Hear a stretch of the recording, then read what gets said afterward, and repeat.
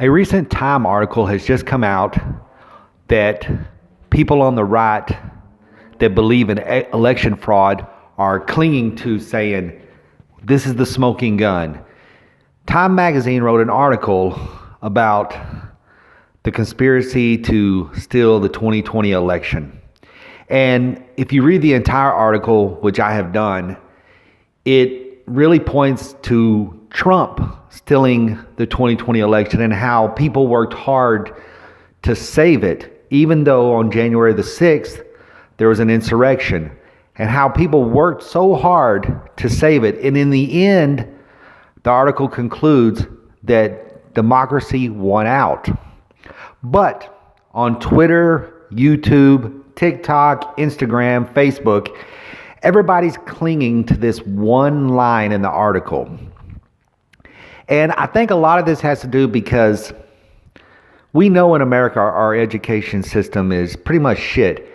And I feel like reading comprehension has really fallen off.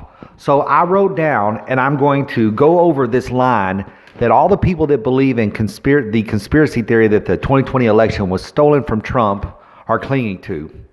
It says here, a well-funded cabal of powerful people work together to influence perceptions, change rules, steer media coverage, and control the flow of information.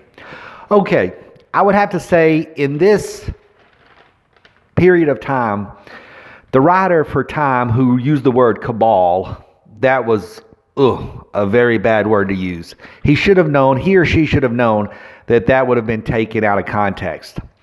But all this is really saying, a well-funded cabal of powerful people work together to influence perceptions. This is no different than a super PAC.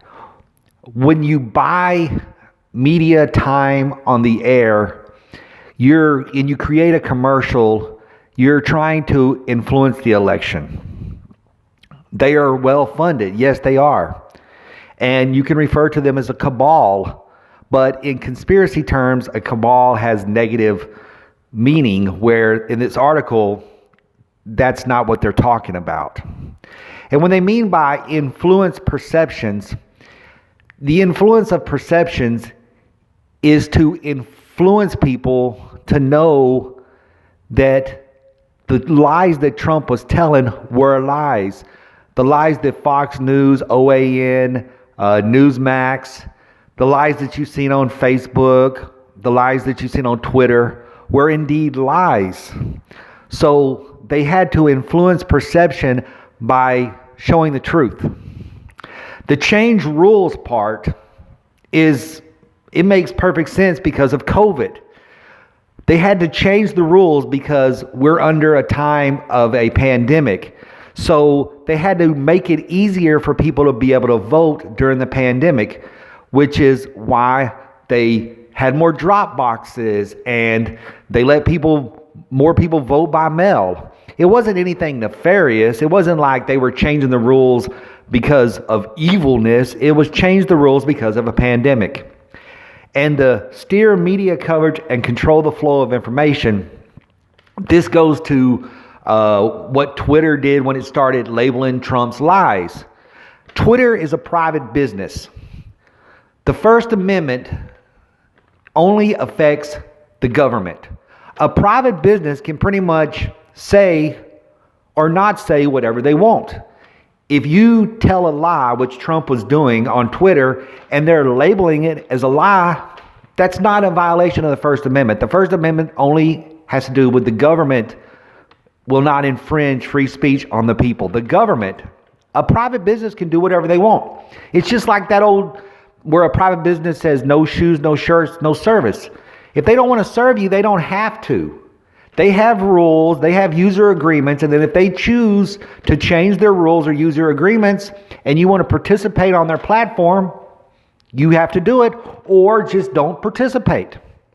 So the control of the flow of information was when Facebook and Twitter began to label the alt-right and the right, which is Fox News and Sean Hannity and Tucker Carlson and Donald Trump and his sons and all of those people when they were lying, they had a label and it said, hey, these are lies. So we're going to control the flow of information because we are private businesses and we don't want to be dealing with people lying on our site. So we're going to stop it. And that's exactly what they did.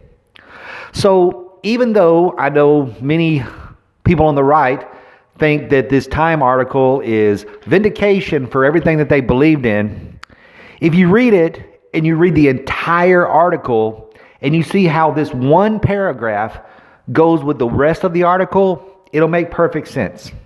I don't know why it's that hard. I read the article, I seen this, I read what other people were saying about this, and it's very simple to break it down and see exactly what the writer was inferring. So I hope this helps you guys out there. It's not that difficult. So have a good one. It's always Izzles. Make sure to like and subscribe. Bye.